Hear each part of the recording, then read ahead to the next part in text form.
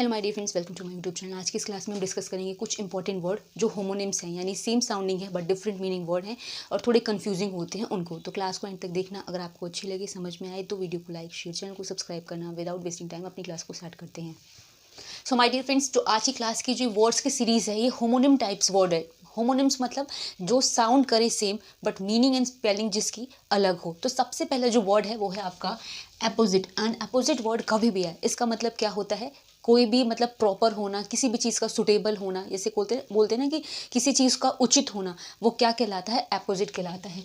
उसी का एक होमोनिम वर्ड है अपोजिट, जिसको हम क्या कहते हैं, विपरीत कहते हैं। तो दोनों में बस थोड़ा सा ही अंतर है, और जो ए और ओ का अंतर है बट स्पेलिंग इसकी डिफरेंट है, साउंड सेम कर रहा है, मीनिंग डिफरेंट हो रही है।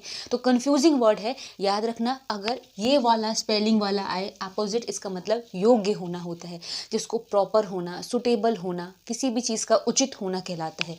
ठीक है, तो इसको हम बोलते हैं प्रॉपर, सुटेबल या एप्रोप्रिएट होना भी बोल सकते हो,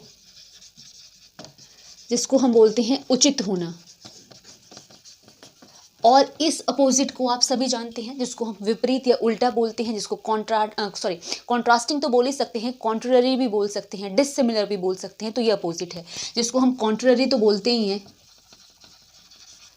या तो आप कॉन्ट्रास्टिंग भी बोल सकते हैं, जिसका मतलब क्या है, विपरीत होना, या फिर जिसको उल्टा होना बोलते हैं। तो दोनों वर्ड याद रखना। नेक्स्ट है एसेंट एंड एसेंट, दोनों ही सेम साउंड कर रहे हैं। अंतर किसका है, एक एस और एक सी का, दोनों का मतलब चेंज हो जाएगा। जिस वर्ड में ASSENT है, एसेंट मतलब क्या होता है, किसी भी चीज़ का एग्रीमेंट, जैसे होता है ना, किसी भी चीज़ का आप सहमति देते हैं, मतलब दो पक्षों में, दो लोगों में किसी भी चीज़ का एग्रीमेंट होना, सहमति होना, ये इस एसेंट का मतलब है, जिसको हम एग्रीमेंट कहते हैं, या कोई भी एक्सेप्टेंस भी बोल सकते हो, एक्सेप्ट करना भी कह सकते हैं, जिसमें हम बोलते हैं सहमति होना या मान जाना या राज़ी होना। नेक्स्ट जो एसेंट है, जिसके अंदर सी है, इसको हम टू क्लिम बोल सकते हैं, गोइंग अप बोल सकते हैं, किसी भी चीज़ की चढ़ाई जिसको बोलते हैं वो एसेंट है। ठीक है, तो इसका मतलब होता है क्लिम करना, या तो आप गोइंग अप कह सकते हैं, जिसको बोलते हैं ऊंचा चढ़ना। ठीक है, नेक्स्ट है अफेक्ट एंड इफेक्ट। अफेक्ट मतलब टू प्रिटेंड भी कह सकते हैं, टू एक्ट अपॉन भी कह सकते हैं, किसी भी चीज़ पर प्रभाव डालना। इफेक्ट मतलब किसी भी चीज़ का रिजल्ट या कॉन्सिक्वेंस है, जिसको बोलते हैं ना कि इस काम का ये इफेक्ट आया, इसका ये परिणाम आया या नतीजा आया। तो अफेक्ट एंड इफेक्ट। ठीक है, अफेक्ट और इफेक्ट में क्या अंतर है, इसका मतलब क्या होता है, प्रभाव डालना, किसी चीज़ पर अपना असर डालना, जिसको आप टू प्रिटेंड भी कह सकते हो, या जैसे क्या होता है ना कि किसी चीज़ का ऐसा काम करना, कोई ऐसा बहाना करना, मतलब किसी भी चीज़ पे असर डालना, या टू एक्ट अपॉन, जिसको हम कहते हैं प्रभाव डालना या किसी भी चीज़ का ऐसा असर डालना। और अगर इफ़ेक्ट आए तो इसको आप रिजल्ट कह सकते हैं, कॉन्सिक्वेंस कह सकते हैं, या जिसको आप कहते हो किसी भी चीज़ का नतीजा, या किसी भी चीज़ का ऐसे होता है ना, किसी भी चीज़ का ये इफेक्ट है, उसका ये नतीजा है, ये परिणाम है, तो वो होता है। तो ये कुछ ऐसे होमोनिम्स वर्ड्स थे, और भी ऐसे वर्ड्स देख लेते हैं। सो माय डियर फ्रेंड्स, जो नेक्स्ट वर्ड है वो है ऑल टुगेदर, एंड उसका जो नेक्स्ट है वो भी है ऑल टुगेदर। बट डिफरेंस क्या है, जब ऑल टुगेदर और ऑल टुगेदर में है एक एल नहीं होना और ऑल और टुगेदर का अलग होना। ठीक है, अगर कभी भी ऐसा वर्ड है जिसके अंदर ऑल अलग है, टुगेदर अलग है, इसका मतलब क्या होता है, साथ साथ में, जिसको बोलते हैं ना कि मतलब कोई भी चीज़ जो साथ साथ में हो, उसके लिए हम यूज़ करते हैं। और अगर ये वाला ऑल टुगेदर है, इसका कंप्लीटली, इंटायरली, जिसको हम पूर्णतः कहते हैं या पूरी तरीके से कहते हैं। ठीक है, तो कभी भी ये वाला ऑल टुगेदर आया, इसका मतलब कलेक्टिवली होता है, मतलब साथ साथ में। और ये वाला ऑल टुगेदर आए यानी कंप्लीटली होता है, जैसे होता है ना कंप्लीटली, पूरी तरीके से जो चीज़ें हो उसके लिए यूज़ करते हैं। तो इसको हम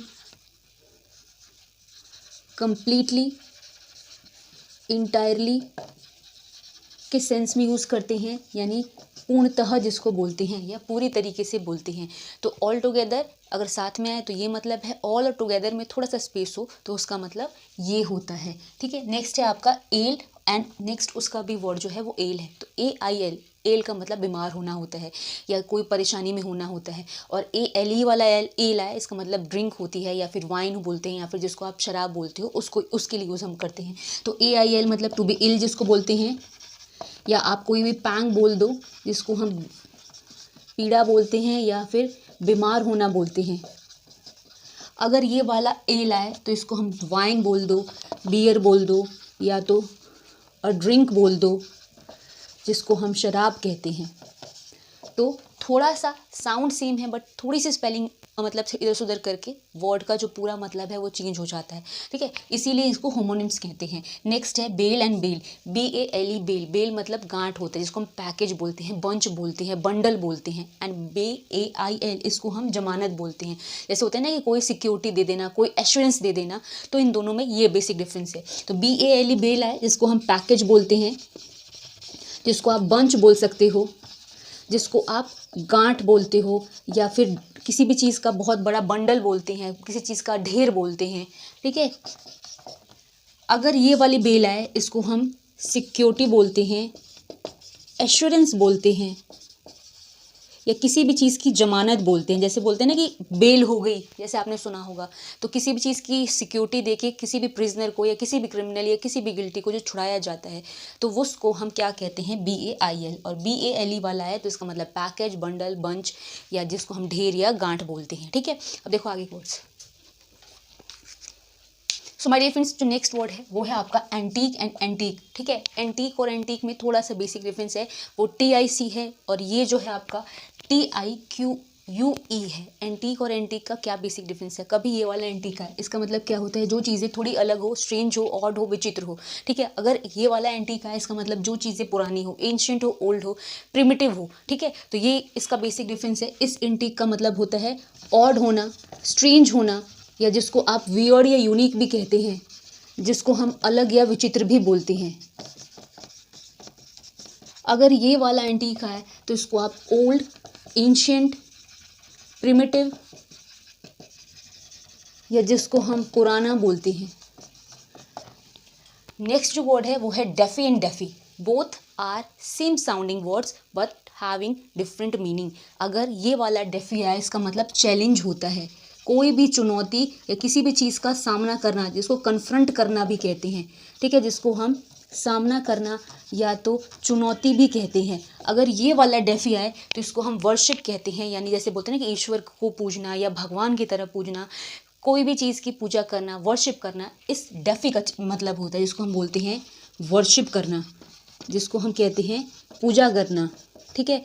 नेक्स्ट है आपका बो एंड बो, ठीक है। दोनों में सेम साउंडिंग है बट स्पेलिंग डिफरेंस है। अगर BOW वाला है इसका मतलब बैंड करना, या तो कर्व करना, या तो ट्विस्ट करना बोलते हैं, जिसको हम क्या बोलते हैं, झुकना बोलते हैं। नेक्स्ट ये वाला बो है तो इसको हम ब्रांच ऑफ ट्री बोलते हैं, जिसको हम टहनी बोलते हैं। तो याद रखना इसका बेसिक डिफरेंस ये है, ब्रांच ऑफ ट्री जिसको बोलते हैं, जिसको हम टहनी बोलते हैं, ठीक है। देखो आगे के words. So my dear friends, जो 3 वर्ड ऐसे हैं जिसमें हम सीज, सीज और सीज, ये तीनों ही वर्ड सेम साउंडिंग है, स्पेलिंग में थोड़ा सा स्लाइट डिफरेंस है और सबका मतलब अलग अलग है। अगर ये वाला सीज है, CEASE वाला सीज है, इसका मतलब किसी भी चीज़ को डिसकंटिन्यू करना, एंड करना, हॉल्ट करना या स्टॉप करना बोलते हैं, जिसका मतलब है किसी भी चीज़ को समाप्त कर देना या ख़त्म करना, ठीक है। अगर ये वाला सीज है इसका मतलब किसी भी चीज़ को कैच करना, अरेस्ट करना, या जिसको हम बोलते हैं किसी भी चीज़ को गिरफ्तार करना या पकड़ना होता है। अगर ये वाला सीज है इसका मतलब क्या होता है, किसी भी चीज़ को इनसर्कल करना, सराउंड करना, या जिसको हम घेरना बोलते हैं।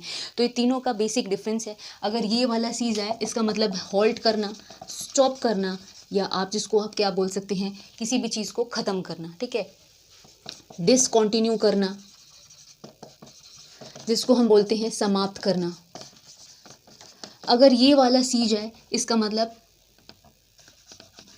कैच, अरेस्ट, जिसको हम कहते हैं पकड़ना, या किसी भी चीज़ को घेरना जिसको बोलते हैं, ठीक है। नेक्स्ट अगर ये वाला सीज है इसका मतलब क्या होता है, किसी भी चीज़ को इनसर्कल करना, या तो सराउंड करना, या जिसको हम क्या बोलते हैं, घेरना।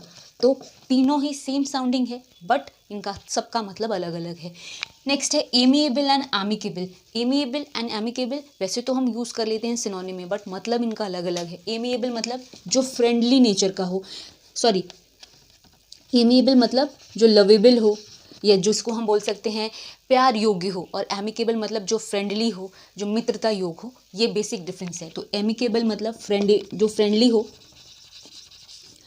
ठीक है, या तो कंपेनियनशिप भी बोल सकते हैं,